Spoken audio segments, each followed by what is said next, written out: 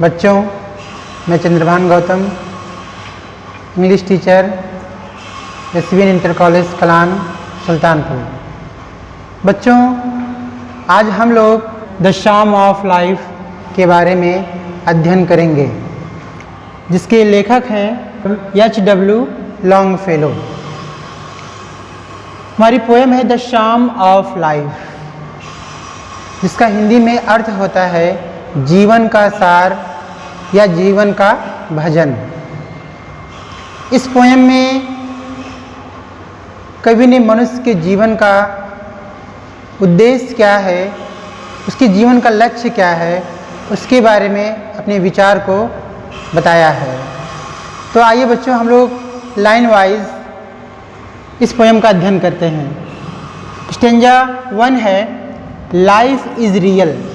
Life is real, real माने होता है वास्तविक।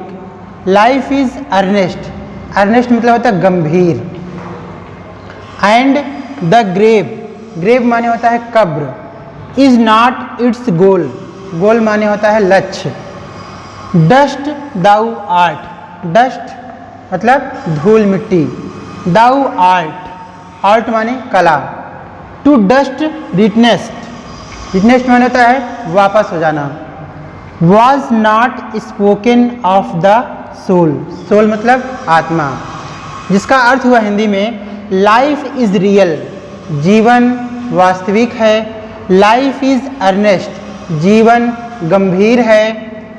And the grave is not its goal, और जीवन का अंत कब्र में जाना नहीं है। कवि का कहने का मतलब यह है मनुष्य का जीवन वास्तविक है, मनुष्य का जीवन गंभीर है।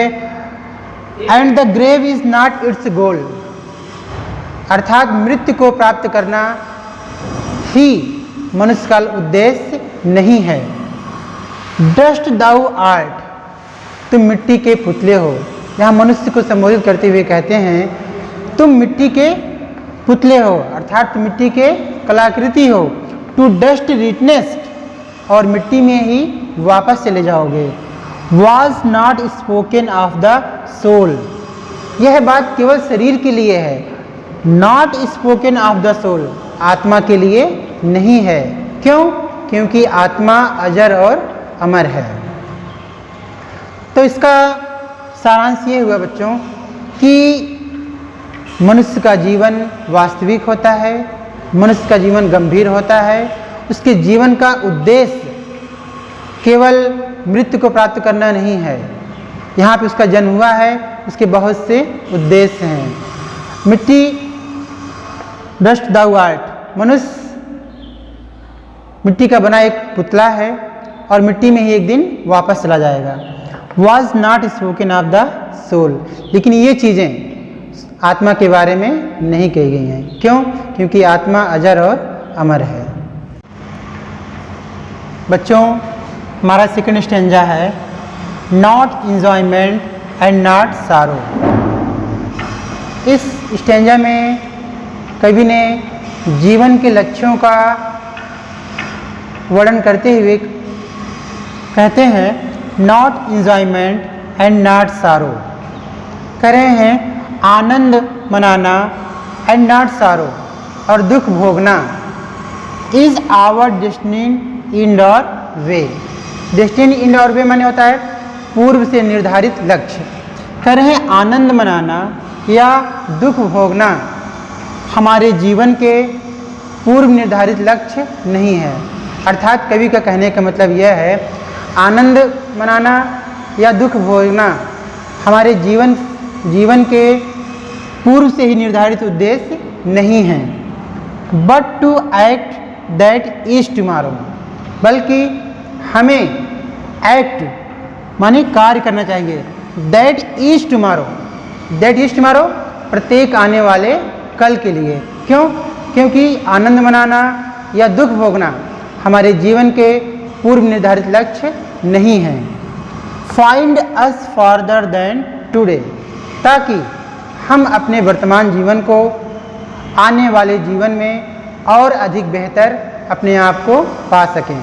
तो बच्चों, इसका अर्थ हम एक बार फिर से देखेंगे। नॉट इंजॉयमेंट एंड नॉट सारो।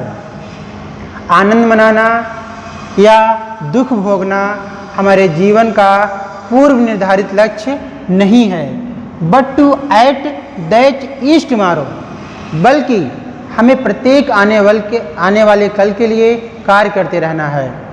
Find us farther than today, ताकि हम अपने आज के वर्तमान जीवन को आने वाले जीवन के लिए और अधिक बेहतर अपने आप को पा सकें।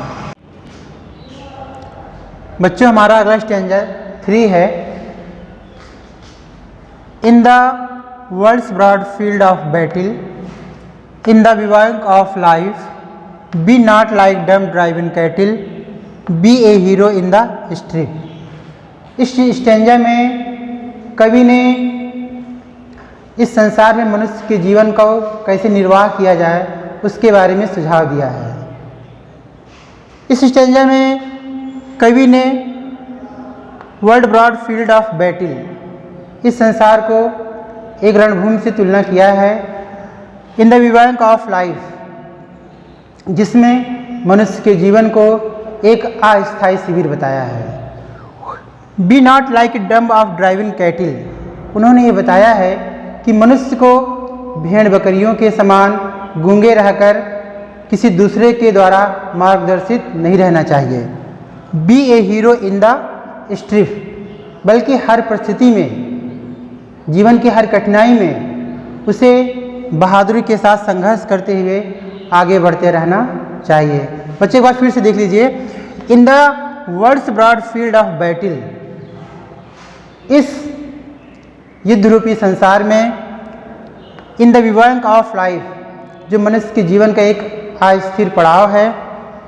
B not like dumb of driving cattle, उन भेड़ बकरियों के समान अपना जीवन निर्वाह नहीं करना चाहिए जो दूसरे के ऊपर क्या है, आश्रित रहते हैं। Be a hero in the street, हमें प्रत्येक परिस्थिति में या हमें हर कठिनाई में, जीवन के हर परिस्थिति में एक बहादुर व्यक्ति की तरह उसका सामना करना चाहिए, ताकि हम अपने उद्देश्य को प्राप्त कर सकें।